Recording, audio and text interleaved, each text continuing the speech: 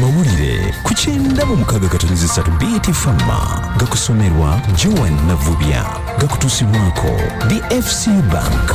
Mugesa wenu nze John Navubya. Omulamuzi wa kooti ya Kome Hope Namisi alonze olwange ennaku z'omwezi 27 omwezi ogujja okuwuliriza empaaba eyasiddwa ye munnamateeka Malema Biriizi ng'awakanya ekyassaabawaabi okwezza omusango gwe yasse embuga gwe yali avunaanye abantu 24 okuli sipiika wa Parliament Anita Among ne mutabani w'omukulembeze General Muhoozi Kainerugaba.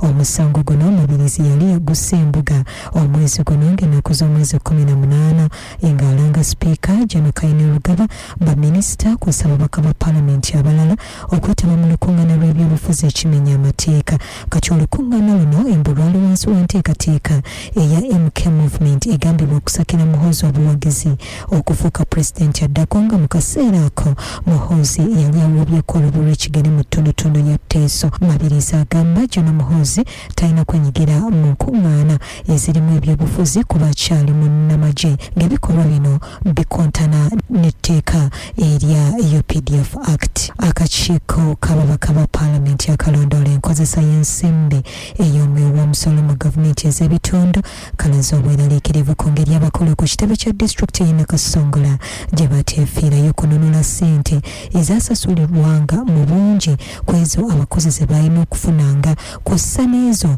ezasasulibwangamu abakozi ab'empewo. Kino kivuddeyo oluvannyuma lw'abantu 6 okuzuulwa nti bazze nga beekobanyira mu bukompanya buno nga babba ssente z'omusolo okumalira ddala emyaka 22.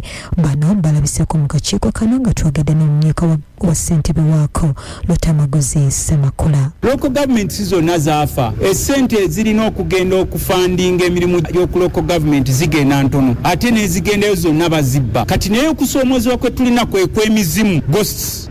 Era twagala kuyitadde mulokole minisita tumugambe gino emizimu egitwala biliyoni ne biliyoni za sente wali ogiwuliddeko ne bakugamba mu zino sente ziri system generated mune zivaayo erimba omuzimu ne guzijjayo ku system ne guzitwala eka kwegamba ng'olaba ng'eggwanga lino twetaaga okusabira ennyo buli wokwata wonna wabootaboota.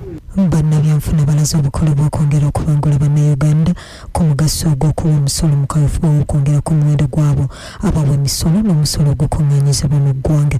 Kino kiviiriddeyo mu lukuŋŋaana lwabwe olw'omulundi ogw'omusanvu olwa High Level Economic Growth olutuuziddwa mu Kampala. Ssenkulu wa International Growth Center agambye singa bannayuganda banajjumbira okuwa emisolo mu butuufu bwagyo kyakuwabula ku gavumenti obutabalira nnyo ku bugabirizi okuva ebunaayira kuno okukendeeza ku bbanja eggwanga lyeyeebula era lyeribanjibwa. Bano okuvaayo bwe batinga ekitabo ky'ensi yonna kyasibira Uganda ekikookolo n'ekigaana okugiwola ssente nga bagiranga okuyisa etteeka eriwera omukwano ogw'ekifuulannenge kye bagamba nti lirinnyirira eddembe ly'abantu abakkiririza mu muzoogwo. Polisi Mityana enoonyereza ku ttiimu erituusiddwa ku musajja Kiraso Vincent ow'emyaka 40 abadde omutuuze w'ekattakale yasaliddwa. Ssekamwa wa polisi mu ttundutundu eryetoolodde ennyanja Wamala Rachel Kawala agambye omulambo gwe gusangiddwa mu lusuku lwa Saka Simon aliko ebirala byatubuulidde ku ttiimu lino. Omulambo gwe ono yabadde atemeddwako ensingo ate n'ekibegabega babadde bakitemyetemye. Olunaku olw'eggulu emisana yalabiddwako ng'ali ku mirimu gye egya bulooka ng'alina client gwe yabadde naye gwe tunaatera okuzuula. Tuteebereza nti ono ayinza okuba yattiddwa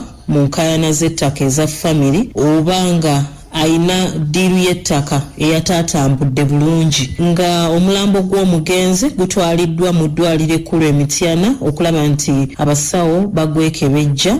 Omulamuzi wa kooti Lira aliko abavubuka 5 basaliddwa okukola kasanvu bulungi bwansi bwe basingisiddwa ogw'okutundira ku mabbali g'amakubo mu kibuga.